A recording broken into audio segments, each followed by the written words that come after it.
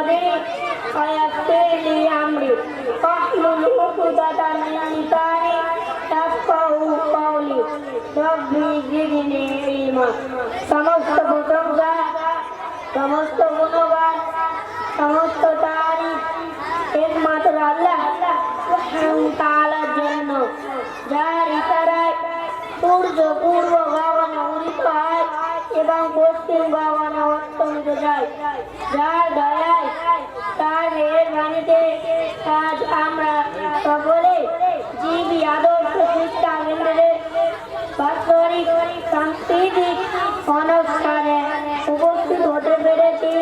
এই জন্য আল্লাহ শুকরিয়া স্বরূপ করি আলহামদুলিল্লাহ।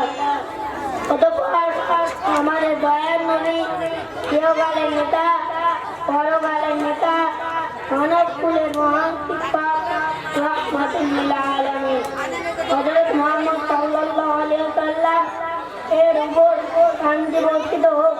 আপনারা সকলে বলেন আমিন। আল্লাহুম্মা সাল্লি আলাইহি আল্লাহুম্মা বারিক আলাইহি।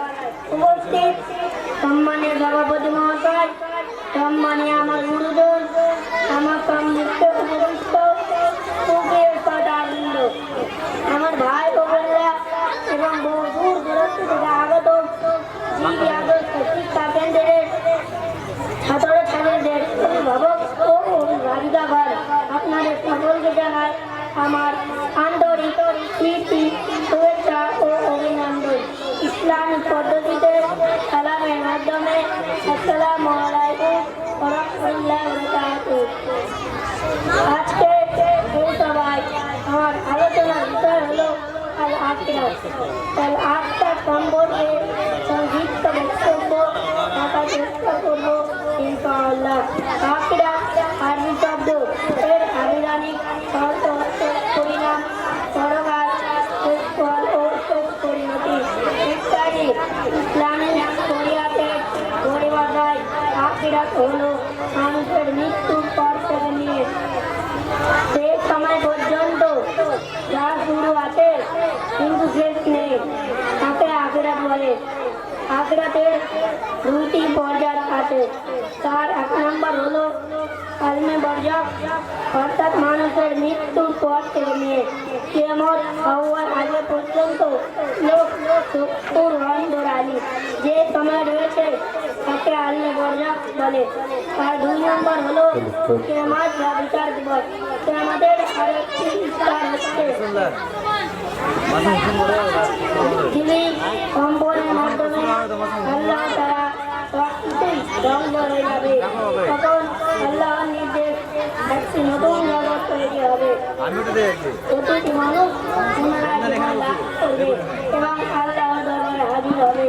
দুনিয়ার জীবনে সে ভালো মন্দ যা কিছু করেছে সেদিনটাকে আল্লাহর দরবারে সব হিসাব নিকাশ দিতে হবে।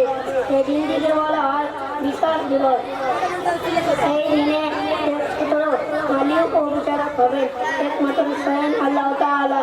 সেই দিন আল্লাহর সাথে কেউ কথা বলার সাহস করবে না।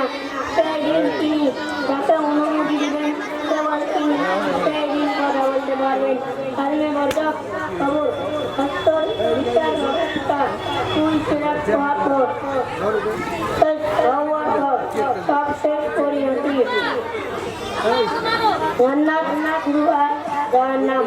আর এটি শেষ ঠিকানা।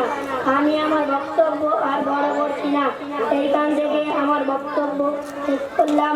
আল্লাহ যাতে আমাদের সকলকে কিয়ামত তৌফিক দান করেন, আমিন। ওয়া মা আলাইনা ইল্লাল বালাগ ওয়া মা তৌফিকি ইল্লা বিল্লাহ। আসসালামু আলাইকুম ওয়া রাহমাতুল্লাহি ওয়া বারাকাতুহু।